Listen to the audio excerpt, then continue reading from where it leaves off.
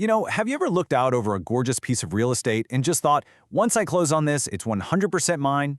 Well, you might want to think again. Every single year, property owners lose thousands of dollars and honestly, their peace of mind because of an invisible, unrecorded line running right through their backyard. I mean, what if I told you a utility company could literally have the legal right to bulldoze your brand new patio? Or that your neighbor might have an absolute right to just drive their truck across your property and there is nothing you can do to stop them? It sounds crazy, but this isn't some hypothetical nightmare. It happens all the time when buyers overlook hidden land rights. So, welcome to today's Explainer. Today, we're putting on our detective hats and investigating exactly how to find and verify easements right here in the state of Michigan. Whether you're looking to buy a legacy property, develop some land, or honestly just want to protect the real estate you already own, uncovering these invisible lines is absolutely crucial. We're going to demystify the whole process and give you the exact tools you need to protect your investment. Okay, real quick, here's our roadmap for today. We're going to look at what property easements actually are, why finding them matters so much, a step-by-step search guide, the digital tools you can use, hidden dangers like the MRTA, and finally, your next steps and a quick disclaimer. All right, let's jump right into part one. What exactly are property easements? So, in legal terms, an easement is what's called a non-possessory interest in real property. Basically, that just means the easement holder has the legal right to use a specific part of someone else's land for a very specific, limited purpose, but, and this is key, they don't actually own the land itself. One of our legal sources has this fantastic analogy for it. Think of an easement as a perpetual hallway pass. You have the legally enforceable right to walk down that hallway, but you aren't welcome to just hang out and stay there, and you definitely don't own the hallway. And I love this because it perfectly illustrates the relationship between neighbors when an easement is in play. On one side, you've got the dominant estate. That's the parcel of land actually receiving the benefit of the easement, like, say, having the right to cut across a neighbor's yard to get to a lake. On the flip side is the servient estate, which is the parcel burdened by that easement. It's essentially serving the dominant estate by allowing that access. Now, here in Michigan, you're going to run into a few main types of easements. First, you have appurtenant easements, which run with the land, meaning they transfer automatically whenever the property gets a new owner. Then there are engross easements. Those are more like personal rights, usually given to utility companies so they can run power lines. Express easements are exactly what they sound like, explicitly written right into the deed. You've also got implied or necessity easements, which usually pop up when a piece of land is landlocked and absolutely needs a road to access it. And lastly, there are prescriptive easements, which are created entirely by historic use.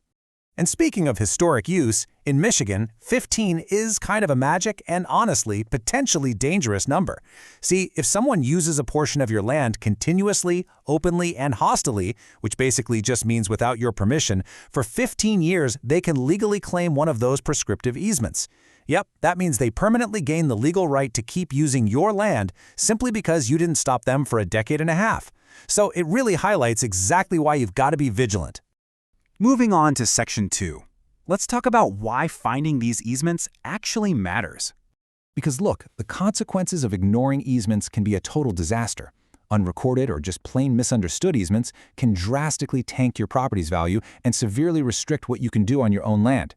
Just imagine buying this beautiful plot to build your absolute dream home, only to find out a utility company has a 50-foot easement right where you just poured your foundation, or discovering your neighbor has an ironclad legal right to drive their ATVs straight through your backyard.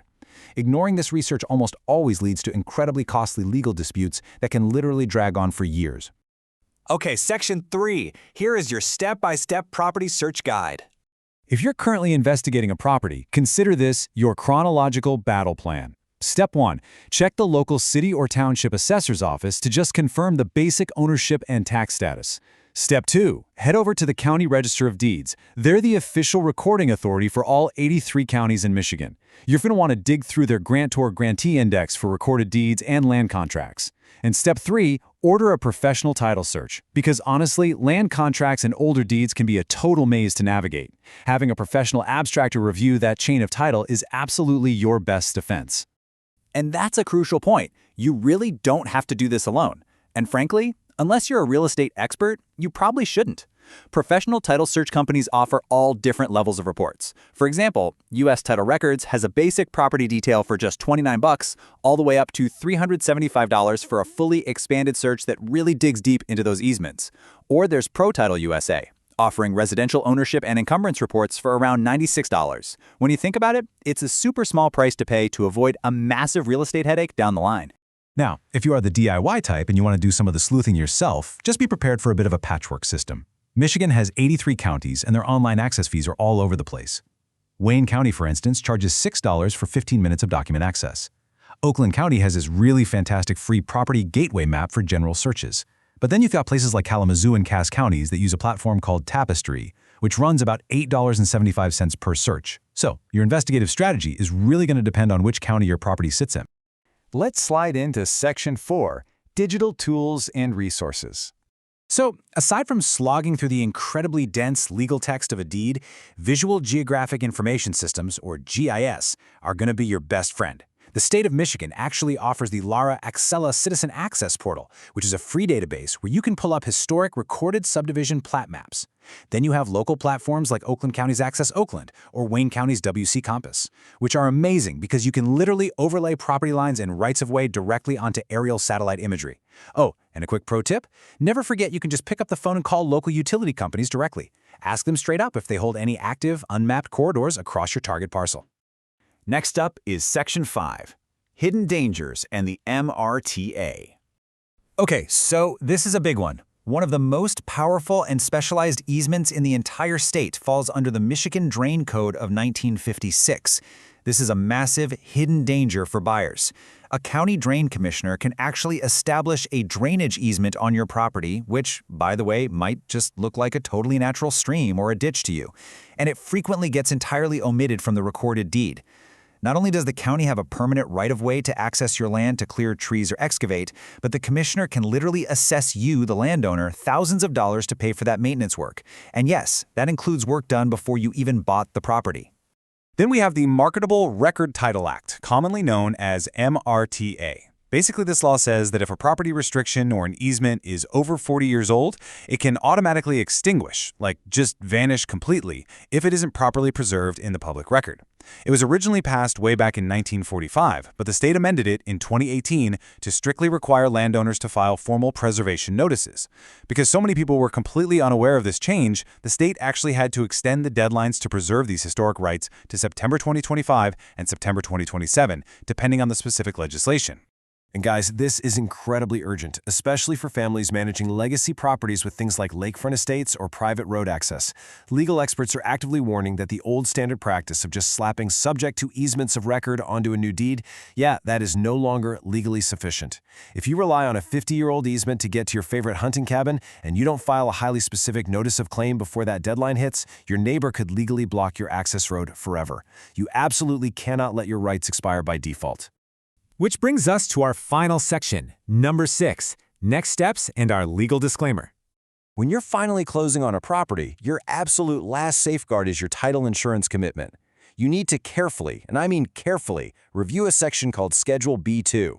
That section lists all the exceptions, the specific things your title insurance will not cover, which almost always includes existing easements and restrictive covenants. Verify all that deed language meticulously, and if you spot a vague reference to a right-of-way somewhere, start asking questions immediately. And lastly, always hire a professional title searcher and seriously consider bringing a real estate attorney on board just to help interpret what they find. And right on that note, we do need to clearly state our legal disclaimer for today. The information presented in this explainer is strictly for educational purposes and does not constitute legal advice. Property law is insanely complex, and it's highly specific to your local jurisdiction and the exact wording of historic documents. So please, always consult a qualified Michigan real estate attorney to evaluate your specific property disputes or real estate transactions. Well, we've definitely covered a lot of ground today. From perpetual hallway passes to those sneaky unrecorded drain codes and the ticking clock of the MRTA. So I'm going to leave you with this final thought. Will an invisible line dictate the future of your legacy property? Please, don't let a single overlooked document ruin your real estate dreams. Take your due diligence seriously, get the right professionals in your corner, and protect your land. Hey, if you've ever had a crazy experience with a property easement yourself, or if this explainer helped you spot a potential red flag, drop a comment below and share your story. We'd love to hear it. Thanks so much for learning with us today.